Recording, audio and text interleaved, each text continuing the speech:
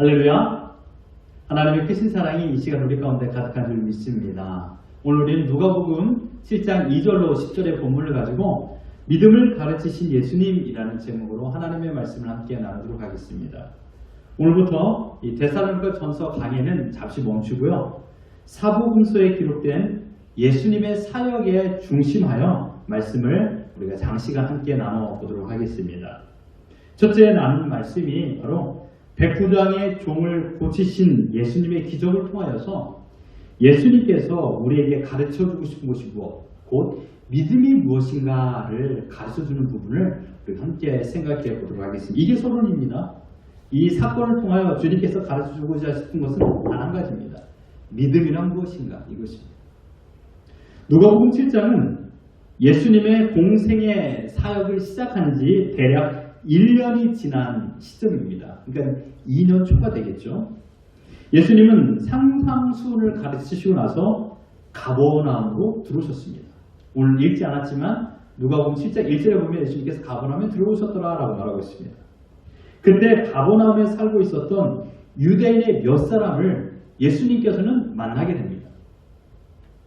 그 장로들은 한 가지를 부탁하기 위하여 예수님을 찾아왔던 것입니다.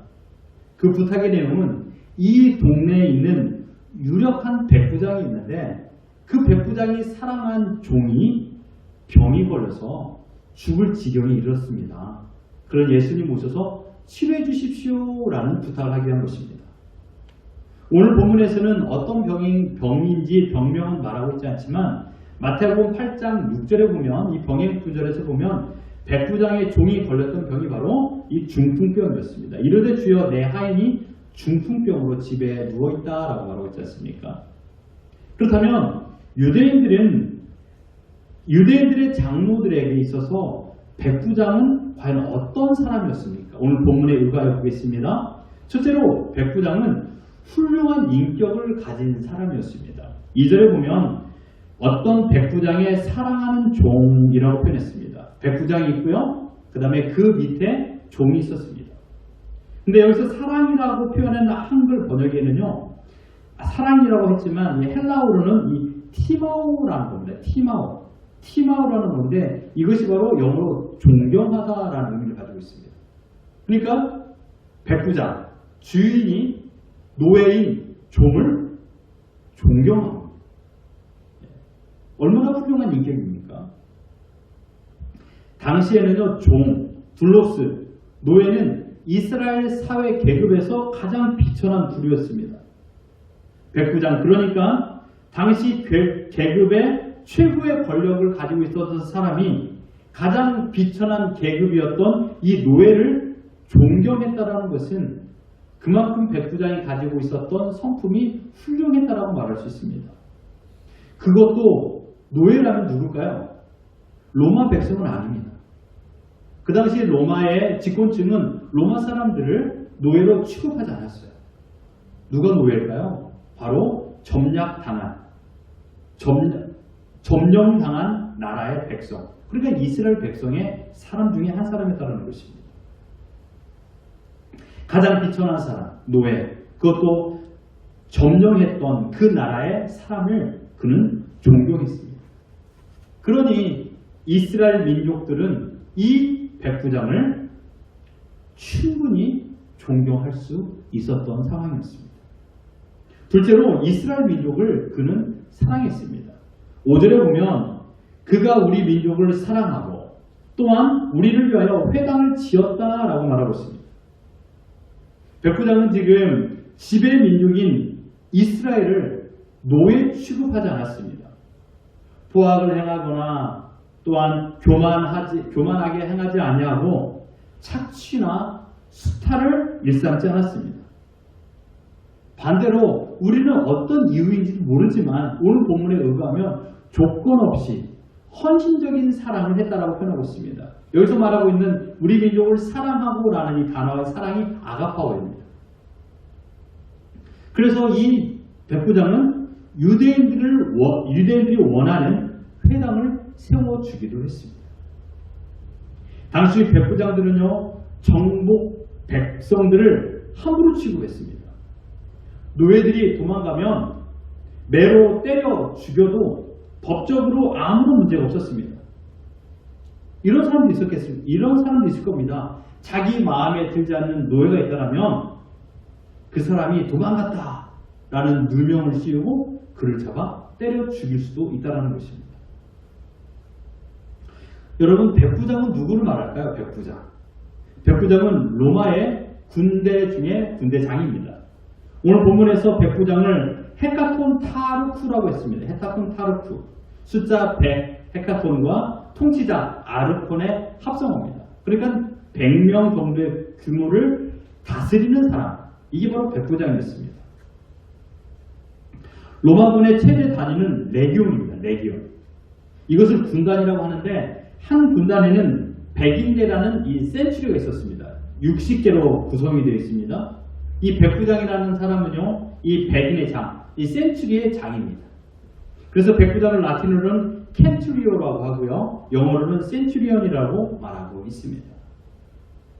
가버나움에 살고 있었던 장로들은 백부장의 선한 행동에 항상 감사하는 마음을 가지고 있었습니다. 그래서 어떻게 하면 백부장의 사랑에 보답할 수 있을까라는 마음을 항상 가지고 있었습니다. 그러다가 백부장의 종이 병이 들어서 여러 가지 방법을 동원했지만 도무지 낫지 않으니까 백부장이 괴로워하고 있다는 것을 이 장로들이 알게 되었습니다. 때마침 백부장은 중풍으로 죽을 지경에 처해 있는 그의 종을 살리기 위하여 유대인의 장로들을 예수님께 보내 그 종을 구원해 주기를 원하는 마음을 가지고 장로들에게 부탁을 했습니다. 어떻습니까? 백부장과 이스라엘 민족의 장로들과 좋은 관계가 이루어진 것을 우리는 알 수 있습니다. 장로들은 이런 생각을 했습니다. 그래, 이 기회에 우리가 그동안 마음에 가지고 있었던 고마움을 표시하자. 무엇인가 조금이라도 친절을 베풀어 보자 라고 결정했습니다. 그래서 오늘 예수님과의 만남 4절, 이에 그들이 예수께 나와, 이 장로들이 나왔다라는 겁니다. 그리고 간절히 구했다라고 그랬습니다. 간절히 구하여서 이 일을 행하는 것이 옳사오니 예수님 속히 가셔서 지금 이 백부장의 종을 고쳐주십시오 라고 말했습니다. 여기까지가 서론입니다. 그런데 여러분, 놀라운 일이 발생합니다. 여러분, 금방까지 보았던 이야기는요, 아주 기본적으로 백부장과 좋은 관계가 있었던 장로들, 그리고 백부장의 부탁으로 인하여서 장로들은 예수님께 찾아와 제발 종을 고치게 하여 이곳에 빨리 오십시오 라고 말하러 가고 있는 과정, 심지어는 예수님을 만났던 상황입니다. 그런데 놀라운 일이 발생합니다. 6절 7절 같이 한번 봅니다. 시작. 예수께서 함께 가실새 이에 그 집이 멀지 아니하여 백부장의 벗들을 보내어 이르되 주여 수고하시지 마옵소서. 내 집에 들어오심을 나는 감당하지 못하겠나이다.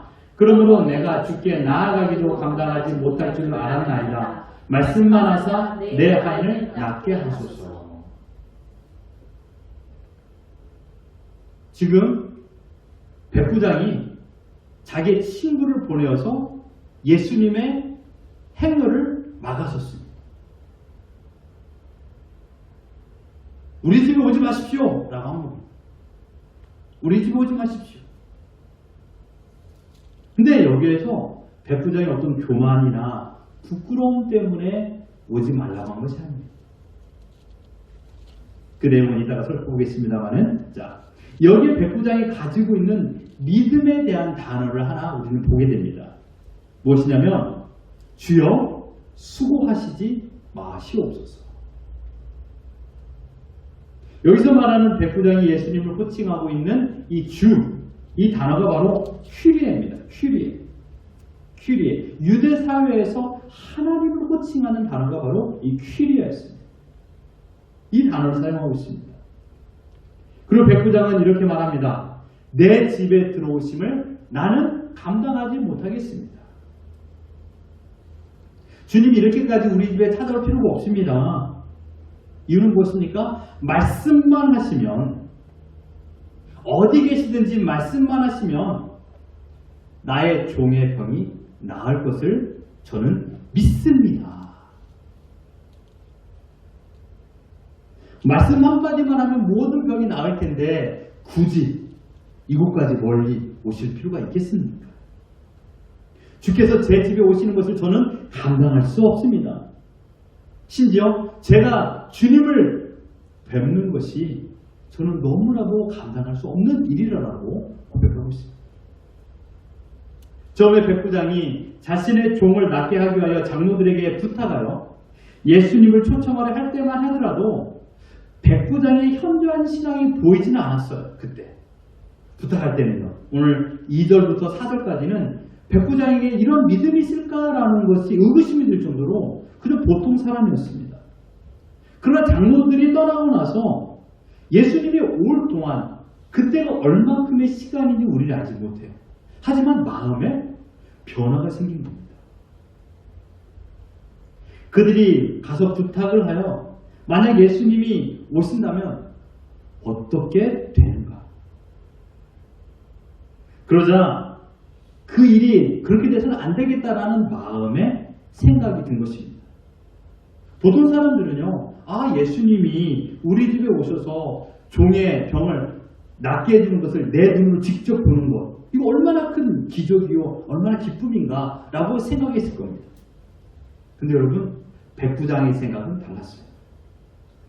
예수님이 내 집에 오신다는 것이 어떤 의미인가? 여러분 생각해 본 적 있습니까? 예수님이 우리 집에 오신다는 것이 어떤 의미인가? 백부장은 이런 생각을 가졌다는 겁니다. 내가 감당할 수 있는 일인가?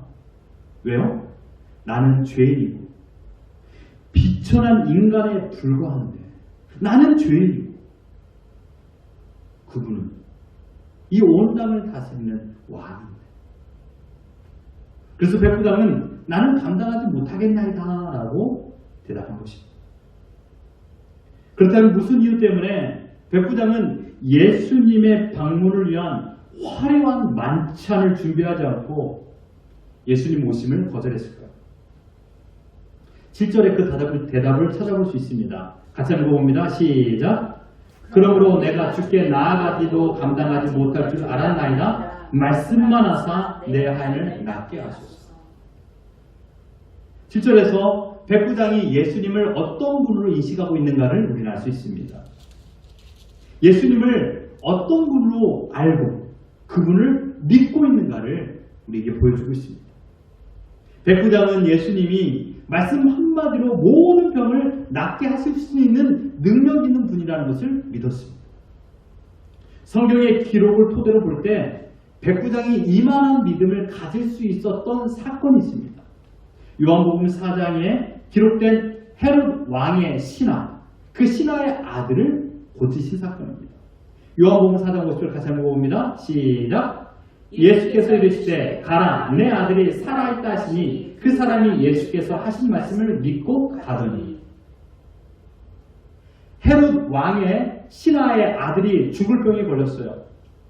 그 신하가 예수님을 찾아왔어요. 간곡히 부탁했어요. 우리 집에 와달라고. 우리 아들을 고쳐달라고. 예수님 어떻게 했습니까? 그 집에 갔나요? 안 갔어요. 어떻게 했습니까? 이 믿음으로 이 아들이 나을 것이다. 이 말씀만 하셨습니다. 얼마큼 거리가 떨어졌을까요? 이 소식은 헤롯 궁정에 있었던 모든 사람들에게도 전해졌습니다. 그때 백부장도 이 소식을 들었던 것입니다. 예수님은 한마디만 명령하시면 멀리 있든지 가깝게 있든지 거리와 상관없이 병을 낫게 하시는 그런 분이라고 백부장은 믿었습니다. 그러한 믿음, 즉 예수님을 어떻게 알고 있는가라는 이 질문에 백부장은 우리 집에 오실 필요도 없이 말씀만 하시면 내 종이 나을 수 있다라는 믿음을 가졌습니다. 얼마나 대단한 믿음입니까? 말씀만 하시면 내 종이 나았겠습니다 라는 믿음입니다. 로마 황제가 지금 이 시간 내 앞에 당장 나오라 하면 저는 나갈 수 있습니다. 하지만 내가 예수님 앞에 나갈 수 있는 존재인가? 백부장은 자신을 너무 잘 알았고 백부장은 예수님을 너무 잘 알았습니다. 백부장은 예수님께서 자신의 소원을 들어 긍휼을 베푸실 것을 알았습니다.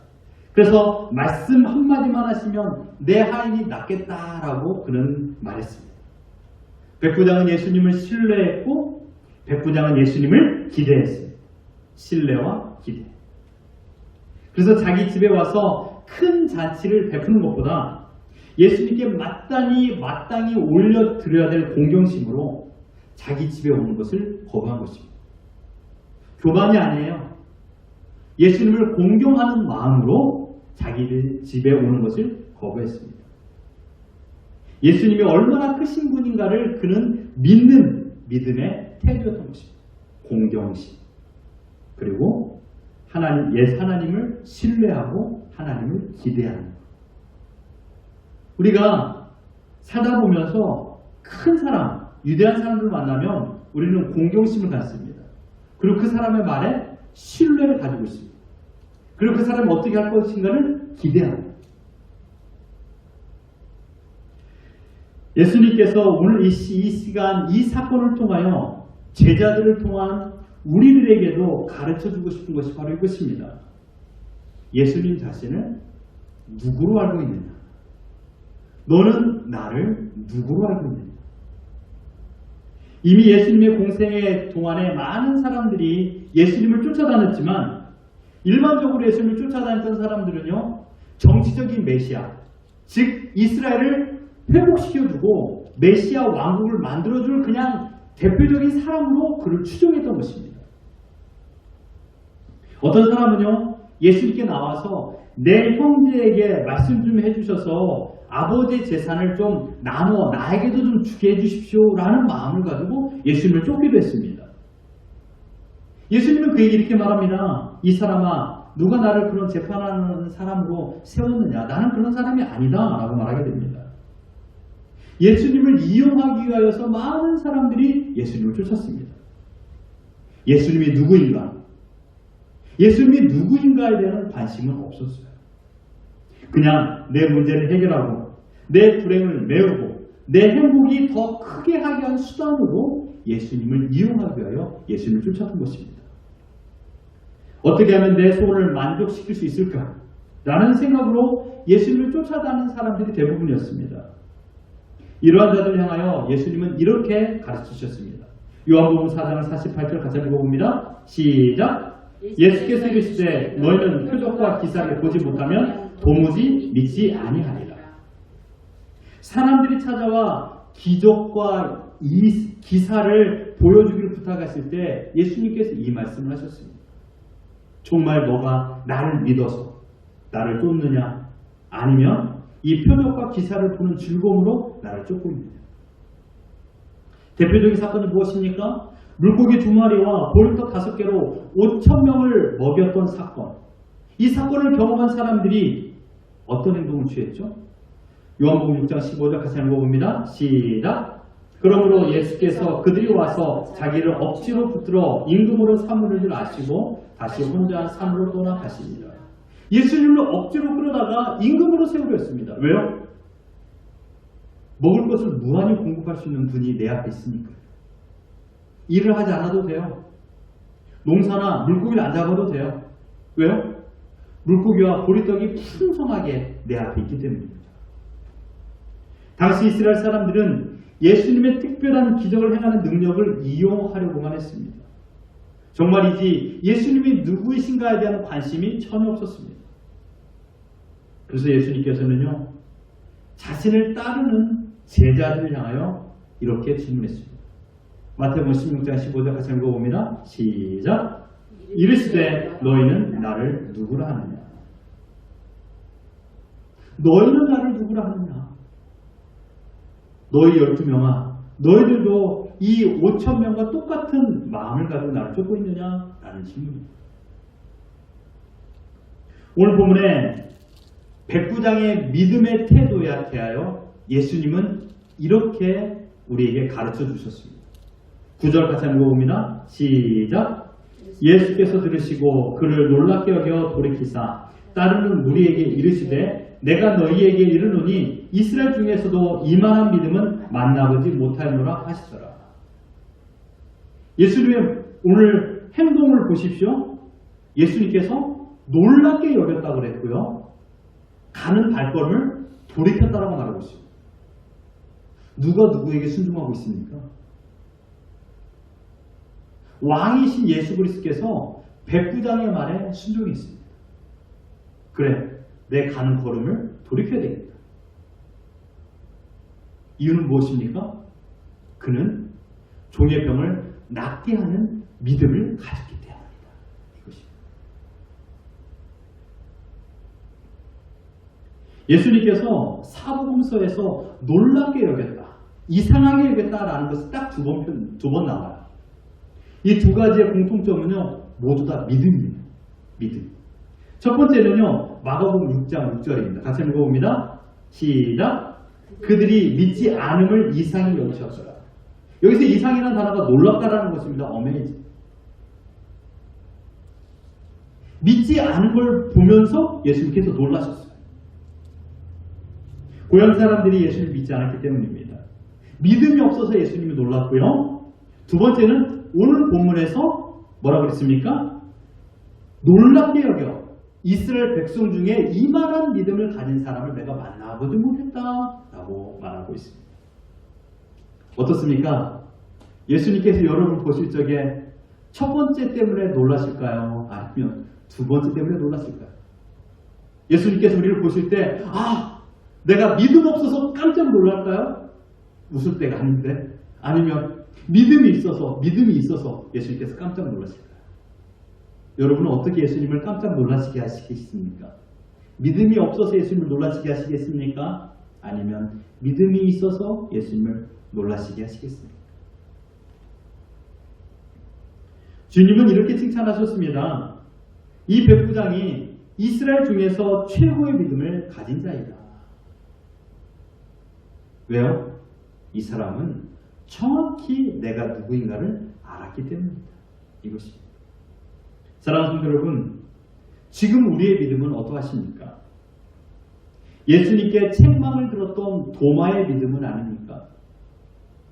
부활하신 예수님께서 제자들에게 나타나실 때 도마는 그 자리에 없었습니다. 도마를 만난 제자들은 부활하신 주님을 만났다라고 이야기를 했습니다. 그러자 도마는 내가 직접 예수님을 보고 창자국 못 자국에 내가 손을 넣어 만져보지 않는다라면 나는 믿지 못하겠다라고 말했습니다. 그리고 8일 후에 도마를 포함한 제자들이 모였을 때 예수님께서 다시 나타나셨습니다. 그리고 도마 이렇게 말합니다. 자신의 몸을, 나의 몸을 만져보라. 그렇게 말합니다. 보지 않고 믿는 것이 복되도다. 요한복음 20장 29절 같이 읽어봅니다. 시작. 예수께서 이르시되 너는 나를 본고로 믿느냐? 보지 못하고 믿는 자들은 복되도다 하시니라. 여러분, 백부장은요, 예수님을 단 한 번도 본 적이 없습니다. 예수님을 단 한 번도 본 적이 없어요. 예수님의 그림자도 본 적이 없습니다. 예수님의 노선과 백부장의 노선이 일치되는 것이 없어요. 만나는 포인트가 없어요. 만났다라는 말이 안 나와요. 보지 않고 믿는 것이 복되도다. 너는 보고 믿느냐? 보지 않고 믿는 자들이 더 복되도다 라고 말하고 있습니다. 백부장은 지금 보지 않고 믿음을 가진 것입니다. 이것이 바로 예수님을 깜짝 놀라게 하는 믿음이었습니다. 지금 우리에게 주님은 묻고 있습니다. 너희는 나를 누구라 생각하느냐? 그리고 말합니다. 보지 않고 믿는 자들이 복되도다 라고 말하고 있습니다. 심지어 세례 요한도 예수님이 오실 구원자이신가라는 궁금증을 가지고 있었습니다. 그런데요, 이 궁금증은요, 바리새인이나 예수님의 제자들도 가지고 있었습니다. 누가복음 7장 우리가 보았지만 이 마지막 부분의 49절 같이 한번 읽어봅니다. 시작. 함께 앉아있는 자들이 속으로 말하되 이가 누구이기에 죄도 사하는가 하더라. 이게 바리새인의 태도였고요. 제자들의 태도 누가복음 8장 29절 시작. 제자들이 이르시되 너희 믿음이 어디 있느냐 하시니 그들이 두려워하고 놀랍게 여겨 서로 말하되 그가 누구이기에 바람과 물을 명함에 순종하는가 하더라. 바리새인과 12 제자들은 예수님을 봤습니다. 예수님의 기적을 보았고 예수님의 가르침을 직접적으로 들었던 자들입니다. 그러함에도 불구하고 믿지 못했습니다. 하지만 백부장은요, 보지 않고 믿는 믿음을 가졌습니다. 예수 그리스도 당신이 누구인가를 정확히 알았습니다. 지금 예수님 우리에게 묻고 있습니다. 예수님이 누구입니까? 예수님을 여러분들은 어떤 분으로 믿고 계십니까? 우리가 예수님을 나의 구주로 믿는다면 우리는 예수님의 메시아 되심을 고백하고 향유를 부은 여인처럼 그 발 앞에 무릎을 꿇을 수밖에 없습니다. 마치 백부장이 우리 집에 들어오는 것을 나는 감당할 수 없습니다라고 말하는 것처럼 그저 말씀만 하시면 내 소원이 이루어질 것을 저는 믿습니다 라고 말하고 있습니다. 여러분 이것이 최고의 찬양이에요. 이것이 예수님을 높여드리는 찬양이에요. 어디 계시든지 주님께서 말씀만 하시면 내 종의 병이 나을 것을 저는 믿습니다. 이게 바로 예수님을 찬양하는 겁니다. 내 눈앞에서 어떤 기적이 나타나서 이 위대하신 주님을 찬양합시다. 이게 아니라는 거예요. 보고 믿는 믿음이 아니라 보지 않고 믿는 믿음입니다. 예수님은 우리에게 존귀하신 분이요. 예수님은 능력의 주님이시죠. 그래서 우리는 존귀하신 그 이름을 찬양하고 능력의 그 이름을 찬양합니다. 그러나 반대로 예수님을 믿지 못한다면 우리는 바리새인처럼 예수님을 신성 모독자로 십자가에 못 박는 위치에 서게 될 것입니다. 예수님이 누구이신가라는 그 질문 앞에 우리가 답을 해야 될 상황이 된다면 두 가지뿐이 없어요. 첫 번째는 예수님의 경배자가 되든지 아니면 예수님의 배척자가 되든지. 어디에서 승패가 판가름 날까요? 믿음. 내가 예수님을 믿는 것. 예수님을 믿으면 예수님 나의 경배를 받으실 분, 존귀한 이름이 되고 예수님을 믿지 않는다면 나는 예수님을 배척하는 사람으로 서게 되는 것입니다. 예수님이 이 땅에서 믿음에 관하여 이렇게 가르쳤습니다. 요한복음 12장 44절 같이 읽어봅니다. 시작. 예수께서 와쳐 이르시되 나를 믿는 자는 나를 믿는 것이 아니요 나를 보내신 이를 믿는 것이다. 나를 믿는 것은 곧 하나님 아버지를 믿는 것이다. 아주 중요한 말입니다. 예수님의 직접적인 가르침입니다. 나를 믿는 것은 나를 보내신 하나님을 믿는 것이다. 그렇습니다. 지금 우리의 믿음을 다시금 점검해야 됩니다. 현재 삶이 어렵고 힘들 때 나의 믿음의 상태를 알 수 있어요. 내가 얼마나 예수님을 나의 구주로, 나의 힘으로, 나의 능력으로 믿고 있는가 언제 알 수 있다고요? 어려운 일이 생길 때, 힘든 일이 생길 때 나의 믿음의 자세, 나의 믿음이 어떤 주소에 있는가를 알 수 있는 것입니다. 평온할 때는 제대로 몰라요. 일이 잘 될 때는 잘 몰라요. 내 몸이 막 건강하고 아무런 문제가 없을 때는요, 나의 믿음이 어떠한지를 잘 몰라요. 그러나 현재 삶이 어려울 때, 내가 너무나도 힘이 약할 때, 내가 할 수 있는 능력이 전혀 없었을 때, 내일 어떻게 살아야 될 것인가, 정말 먹을 것, 입을 것을 걱정할 수밖에 없는 그 상황에 봉착하게 되면 내가 정말 하나님을 신뢰하고 있는가, 신뢰하고 있지 않은가를 알 수 있습니다. 비로소 주님을 믿는 내 믿음이 강하게 나타나는 것이죠. 사도 바울 선생님은 이 사실을 경험하고 이렇게 고백합니다. 고린도서 10장 10절 같이 읽어봅니다. 시작. 그러므로 내가 그리스도를 위하여 약한 것들과 능욕과 궁핍과 박해와 공고를 기뻐하니 이는 내가 약한 그때 강합니다. 아멘. 여러분이 힘들고 어려운 시기를 경험하고 있다면 하나님께서 지금 나의 믿음을 테스트하는 시간입니다. 약한 것은요, 내가 힘들다라는 것은요, 내가 지금 어렵게 산다라는 것은요, 결코 부끄러운 것이 아니에요. 일이 잘 안 된다는 것은 부끄러운 게 아니에요. 약한 만큼 하나님께 가까이 할 수 있는 시간이요, 예수님을 나의 구주로 모시는 시간인 것입니다. 주님이 지금 우리에게 이렇게 묻고 계십니다. 너희는 나를 어떻게 믿느냐? 그 질문에 우리가 불렀던 찬양처럼 주님은 살아계신 하나님이요, 나의 구원자이십니다라고 대답하고 계십니까? 이것이 우리에게 강함으로 나타날 줄 믿습니다. 여러분, 백부장은 보지 않고 믿었습니다. 우리 지금 성경 말씀이 있고요, 보혜사 성령님께서 내 안에 내주하십니다. 항상 나에게 말씀하십니다. 너는 내 아들이다. 너는 내 것이다. 내가 너를 위해 십자가에 달려 죽었다. 너를 살리기 위하여 내가 부활했다. 내가 너를 영원한 천국으로 데려가기 위하여 다시 올 것이다.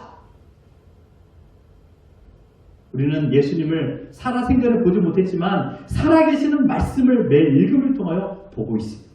목도하고 계십니다.